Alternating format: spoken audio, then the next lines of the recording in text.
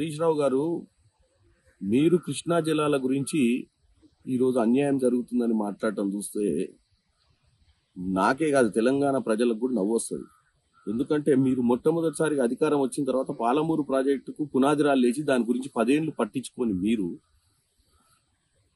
Apex meeting లో ఆ రోజు కృష్ణా జలాల మీద ఉన్నటువంటి ప్రాజెక్టులు అన్నీ కూడా సెంట్రల్ గవర్నమెంట్ ఆధీనంలో ఆ రోజు గెజెట్ రిలీజ్ చేసి దాన్ని వ్యతిరేకించని మీరు అపెక్స్ మీటింగ్ ఒకసారి పెడితే అసలు అటెండ్ కూడా కానటువంటి మీరు గోదావరి జలాలను తీసుకుపోయి రాయలసీమను సస్యశ్యామలం చేస్తామని చెప్పి మీ మామగారు పోయి రోజా గారి ఇంటి దగ్గర కూర్చొని చేపల పులుసు తిని ముచ్చడి చెప్పుకొచ్చిన మీరు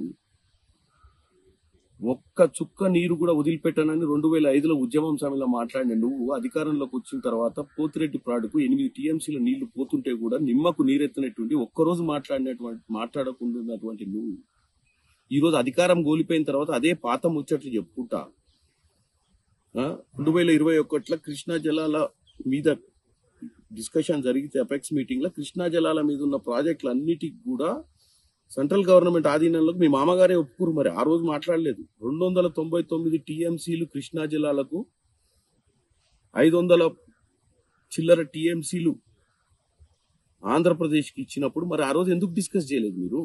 ఆ రోజు నిలదీయాల్సింది మీరే కదా. ఆ రోజు నిలదీయకుండా ఈ రోజు మీకు చిత్తశుద్ధి ఉన్నట్టుగా తెలంగాణ ప్రజల ముందు మాట్లాడితే కృష్ణా జలాల మీద ఎవరు ఒప్పుకునే పరిస్థితి లేదు అని మీకు తెలియజేస్తున్నాను. హరీష్ రావు గారు, దయచేసి మీరు ఒకటే గుర్తుపెట్టుకోండి.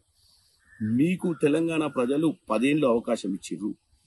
మీకు 2000 ఉన్న చిత్తశుద్ధి 2014 నుంచి 24 దాకా లేదు. మీ ఒక్క ప్రయోజనాలు మీకు పక్క రాష్ట్రంతో చేస్తున్న వ్యాపారాల మీద ఇంట్రెస్ట్ ఉండే తప్ప మీకు అసలు తెలంగాణ ప్రజలు తెలంగాణ రైతాంగం గురించి మీకు ఆలోచన లేదు. ఈ జలాల గురించి ఇక్కడ ఉన్నటువంటి నీళ్ల గురించి మీకు ఆలోచన ఉంటే ఆ రోజే చాలా పకడ్బందీగా మనం సేఫ్ అయిపోయేటోళ్ళము.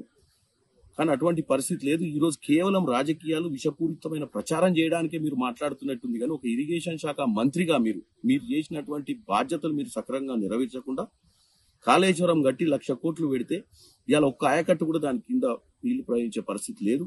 ఎందుకంటే మీరు చేసిన దౌర్భాగ్య పాలన ఒక కాళేశ్వరంలోనే అర్థమవుతుంది. ఇక మీరు తెలంగాణ ప్రజల ముందు వచ్చి మీ బుర్ర కథలు పిట్ట కథలు చెప్తే ఈనే పరిస్థితులు ఎవరు లేరు హరీష్ రావు గారు.